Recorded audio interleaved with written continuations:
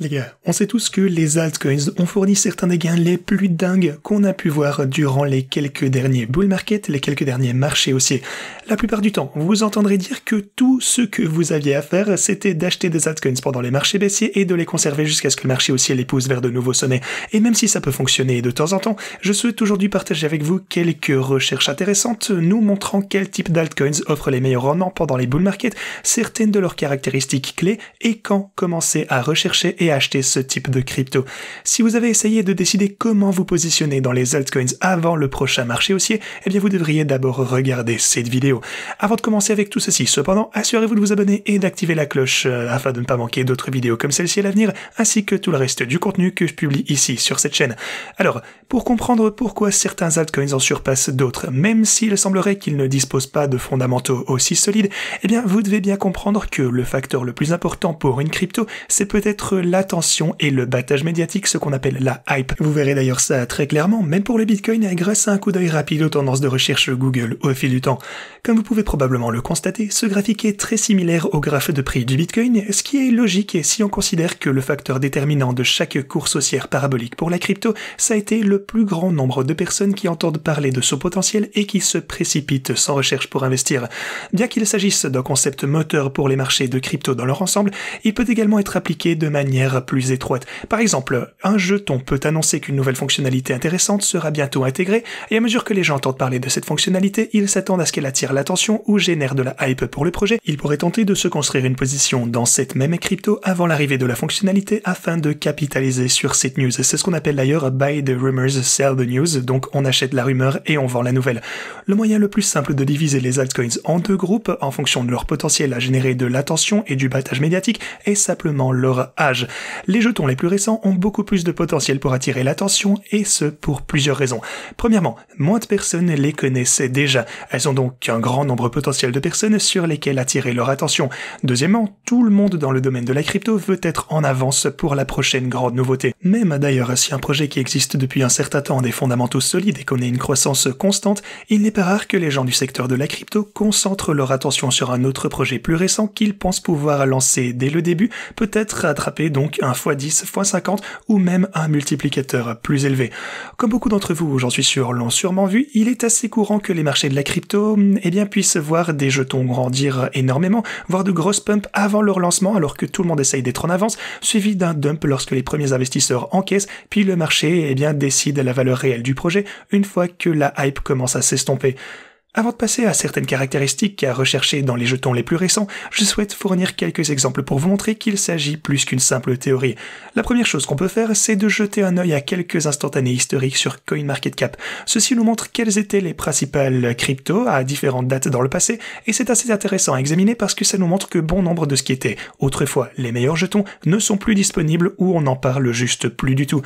Pour quelques exemples un petit peu plus spécifiques, on peut jeter un coup d'œil rapide au temps qui s'est écoulé depuis le sommet historique, le all-time high, de certains des altcoins les plus anciens qui existent toujours et ont des capitalisations boursières importantes. Bien que ces jetons aient encore un market cap de centaines de millions, voire des milliards de dollars, on peut constater qu'aucun d'entre eux n'a atteint de nouveau all-time high lors du marché haussier précédent. Cependant, en 2021, la capitalisation totale du marché de la crypto a atteint près de 3 fois ce qu'elle était au sommet du marché de 2017, ce qui indique que ces altcoins plus anciens ont sous-performé en moyenne le marché de la crypto. Ensuite, on peut maintenant aborder certaines caractéristiques des projets les plus récents à investiguer lorsque vous décidez dans quels altcoins investir durant un bull market, parce que forcément vous ne voulez pas vous fier uniquement à l'achat de crypto simplement parce qu'elles sont nouvelles et tendances. La première chose que vous pouvez rechercher est que le projet ait un angle qui le distingue.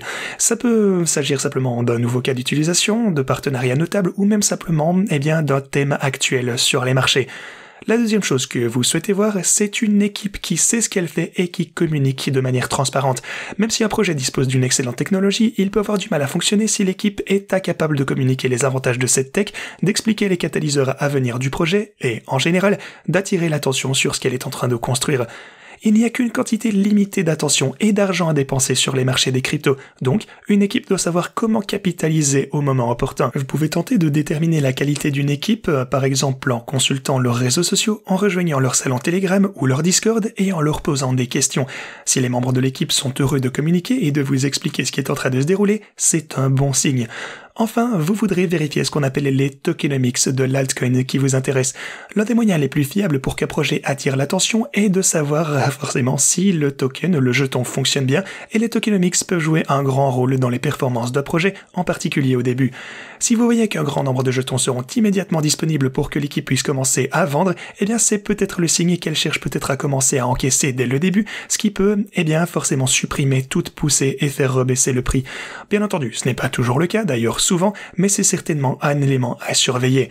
Ok, maintenant qu'on a abordé le type d'altcoin à examiner et les caractéristiques à vérifier, eh bien je souhaiterais prendre une minute pour vous parler du moment opportun afin de commencer à s'intéresser aux altcoins. Après tout, de nouveaux projets sont lancés tous les jours, même durant les bear markets, mais le point où on se trouve actuellement dans un cycle crypto peut avoir un effet significatif sur les performances de ces nouveaux projets. Les 3 indicateurs que je souhaite partager avec vous sont par exemple la dominance du Bitcoin, le graphique du ratio Ethereum à Bitcoin et le graphique Total 3. La dominance du Bitcoin est un graphique indiquant le pourcentage du market cap, donc de la capitalisation boursière totale du Bitcoin. Lorsque la dominance du Bitcoin augmente, ça signifie qu'il voit de meilleurs résultats que le reste du marché. Ça se produit généralement en période de peur sur les marchés, comme lors des marchés baissiers ou de crash importants. Cela est dû au fait que des personnes vendent des altcoins contre du Bitcoin ou vendent des altcoins tout en continuant à holder leur Bitcoin. Cela est généralement dû au fait que le Bitcoin est considéré comme la crypto la plus sûre à holder. Cependant, lorsque la domination du Bitcoin atteint son maximum, ça indique que les gens sont plus tolérants au risque et chercheront à investir dans les altcoins pour tenter de voir de meilleurs gains.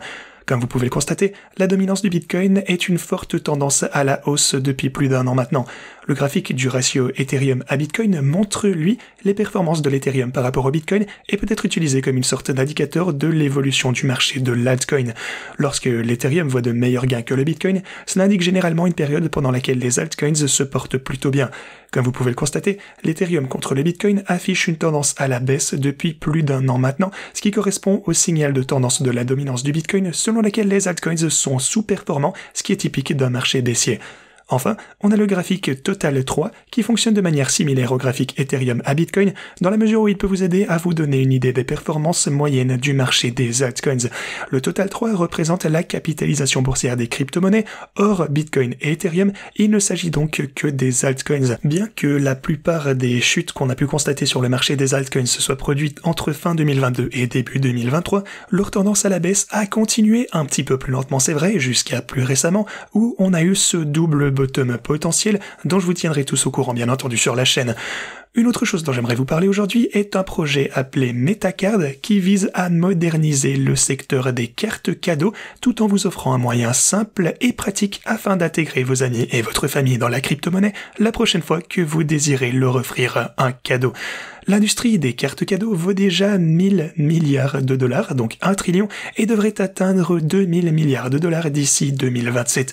L'équipe Metacard, composée d'experts et d'entrepreneurs, cherche à capitaliser sur cette industrie en apportant plusieurs améliorations par rapport aux cartes cadeaux traditionnelles qui sont actuellement utilisées en ayant des problèmes majeurs. Ces problèmes incluent la fraude et une personnalisation limitée ainsi que des dommages à l'environnement, étant donné que 52% des cartes cadeaux des petits et moyens détaillants sont encore imprimés sur du plastique ainsi que du papier. Un autre problème clé est que les cartes cadeaux perdues et inutilisées représentent près de 20% du chiffre d'affaires mondial du secteur, rendez-vous compte.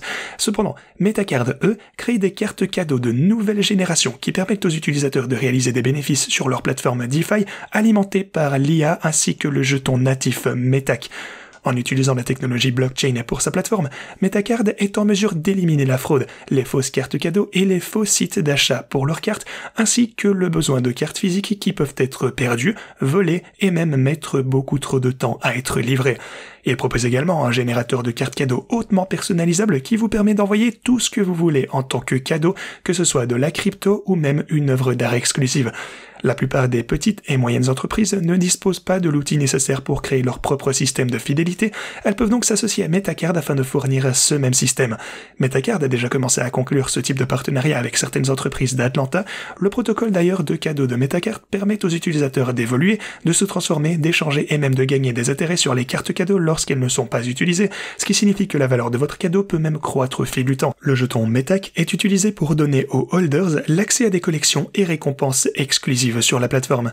Peu de jetons sont conçus pour des cas d'utilisation réels et apportent vraiment des améliorations à une industrie comme le fait Metac. L'équipe, les conseillers et les ambassadeurs qui soutiennent Metacard sont hautement qualifiés et ont un énorme réseau grâce à leur expérience de travail auprès des géants de la vente au détail tels que Walmart ainsi que Margin Group. Metacard a également déjà conclu des partenariats avec des sociétés telles que Enipfis ainsi que Majorica, la première marque de bijoux en Espagne avec plus de 20 millions de clients à travers le monde entier. Le premier tour de vente privée du jeton Metac s'est vendu à guichet fermé lors du mois de juin, mais le deuxième tour est toujours en cours. Vous pouvez donc devenir un investisseur assez tôt sur ce projet s'il vous semble intéressant. Si vous utilisez les liens disponibles en description pour participer, vous obtiendrez un bonus de 5% sur le nombre de jetons que vous recevrez. Un dernier aspect du projet que je tiens à mentionner, c'est que les holders, les détenteurs de Metac, pourront également rejoindre un DAO et voter sur des projets caritatifs à lancer grâce à un partenariat avec Common Sense, une entreprise sociale qui travaille avec de grands détaillants en Europe. Si vous souhaitez en savoir plus ou participer à la vente privée, vous pourrez le faire via les liens en description. J'espère que vous avez tous apprécié cette vidéo et moi je vous dis à la prochaine.